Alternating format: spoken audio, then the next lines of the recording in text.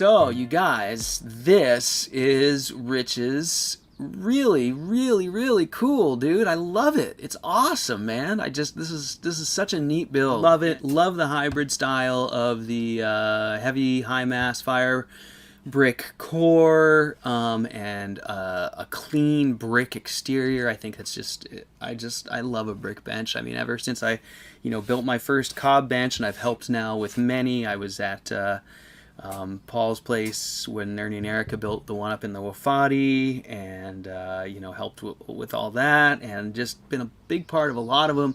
And I gotta say, I see a clean brick bench like yours, and it just warms my heart, because I know you weren't slogging the buckets. And I mean, making the cob is fun, and I've really enjoyed it over the years, but brick sure is a nice path to a clean, easy bench, and I love it. So Rich's build is really cool in a lot of ways, because he hybridized those things. But what he also did is he hybridized this bench. So this bench is really your standard flue run bench. And Rich even did sort of a standard permaculture move, and he filled it with gravel. And I don't know if I'll be able to get us to a picture of gravel. But very, very interesting. Overall, I don't think I have a good picture. That I'll just skip to something better than this. So it's like a brick. You've got a brick kind of bell bench. You've got these awesome. I gotta go to another photo of the whole thing. Sorry, you guys. I think I'll just go back to where I was. So you've got this awesome clean brick bell bench. You've got this, Rich, I love the cast tops. It's just beautiful. So he's got these cast concrete tops on the bench. And then it's flue run through there and gravel. And his question, very first question is, I've got this bench, I've got it full of gravel, and it's just not working that well for me. So what should I fill it with? Should I fill this with cob? And Rich, I'm going to tell you, man, first of all, let's all just recognize that gravel is a terrible material in a rocket mass heater.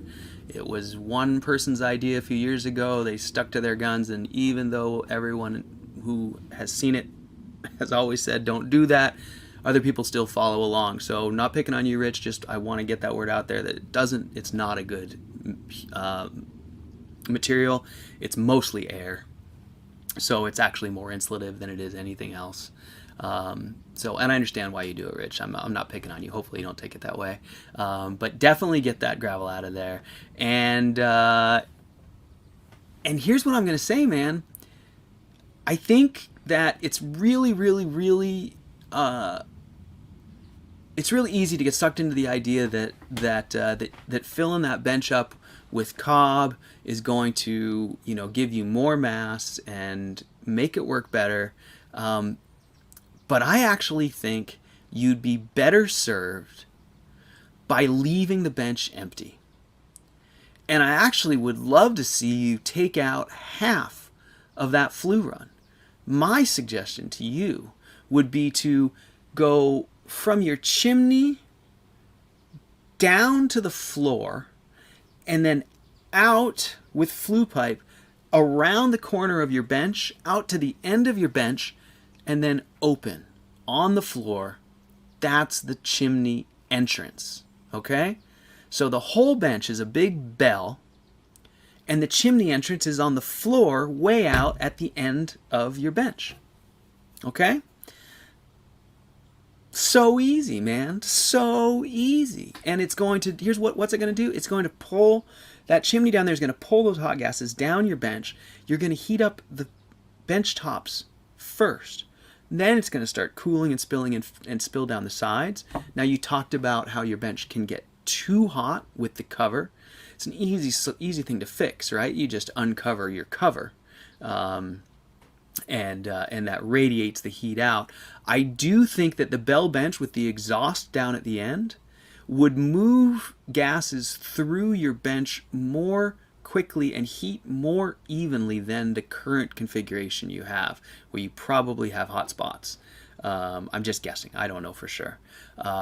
It would also heat up way quicker, so exponentially faster on top, I think. But I don't necessarily believe you would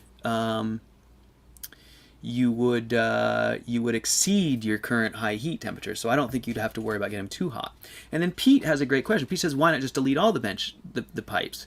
So that's a great question, Pete. And here's the thing: is in my experience, you've seen my designs. They look very much like this. They have benches, and Josh, who was with us last week, built a long bench just like this with a dog leg.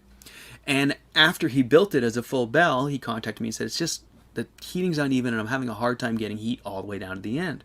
And so, and I've done this in other builds, but his is a great example. By extending the chimney entrance all the way down there, we just speed up the process of getting the warm. It still acts like a bell. We just moved our chimney entrance down to the far end so that now the gases, they're still going to stratify, but they just they're going to move more quickly down to that dead end bell bench. It's not a dead end anymore. So Robin says, was it make it more difficult to light and create draft? And yes, that's one of the big risks of moving the exhaust. Great question, Robin, man. You're getting to be an expert in no time. One of the risks of moving the exhaust down to that far end is that it is harder to start. No harder, by the way, than a flue run like he's got already, so it isn't going to be any worse than that. But it would be harder than an open bell. But the beauty of Rich's design, I have no problems recommending that, because as you can see, his chimney is right next to his barrel, and he's got a really big T right there in the cleanout, because I know why that's there. It's because flue run benches, flue run stoves, are nasty to start when they're cold. There is nothing that puts more smoke in the room than a big, heavy flue run bench. I've been at an Ernie and Erica workshop. I've seen those stoves try and start up the first time. I've done my own. They are awful to start when they're cold. You have to have either a bypass or a flue priming T in the chimney. And Rich has a flue priming T, and he has the chimney right next to the barrel. I think he'd probably only have to prime the chimney in the beginning of the season when the stove was cold, and then once it was up and warm, you'd probably never have to bypass it again, because the beauty of that bell system is that whole thing can stay warm and just keep feeding that draft for 24 hours after the stove goes out. So this is my recommendation, Rich, is that I would leave that bench open, and then that brings us to, what do we do? Oh, you can't see my mouse. Good. So what do we do here? And this is one of his questions too, is what do I do about this gap around my core? And he's got a hard fire brick core and just an air gap between that and his outer skin. And of course that doesn't work that well, mostly because the bricks are loosely stacked and they're just loose and there's nothing holding them there. And once you start putting wood in there, they're going to be falling apart and stuff like that. And I know you've lived with it, and it's okay, but it's not great. And so, you were saying, what do I do? Do I put insulation around this cob? What's the best thing? So we've got a couple goals here. One goal is to insulate around the core. And the most important goal probably actually is just to isolate everything from moving, to solidify everything, to lock it in place. So here's what I'd recommend, Rich. I'd probably just use cob with perlite for that whole space, including around the bottom of the barrel. Because you're not going to get much heat out of there, and the more heat you can focus in the bottom of the riser, the better. I mean, if you really wanted to nitpick, you could go perlite close to the core, all the way back around the core and the barrel, and then fill out with real cob. But I wouldn't worry about it. I'd probably just fill it all with cob with perlite. And what I'd do is I'd fill right up to your bench top. So, and in that way, you could leave your pipe coming from your manifold into your bench. That would be the leg that gets you into the bench, and then just chop it off, stop it right there into the bench, open into the bench. And then your exhaust leg, like I said, comes from the end of the bench and goes to your chimney. And then all of that, the rest of it's just filled in with cob. And you were like, you know, that's an easy, seals up the front, isolates your core, insulates your core, and seals up your now open bell bench from your closed front end burning system. And you're done, buddy. That's a beautiful working stove in, I mean, we'd probably have that thing done in an hour. You know, and then some whatever you're going to put over the top. If I were you, I would do another one of those beautiful castings around your firebox feed and that top, and that thing would look just gorgeous, man. So there's that. And then he was also asking about going on with the core. He's broken. I love this, by the way, Rich, and it's not because I want to pick on heavy bricks, but he's now noticed that he's been burning this thing, I think he said 3 years, but he keeps having the heavy fire bricks break, especially the ones right in front of the burn tunnel.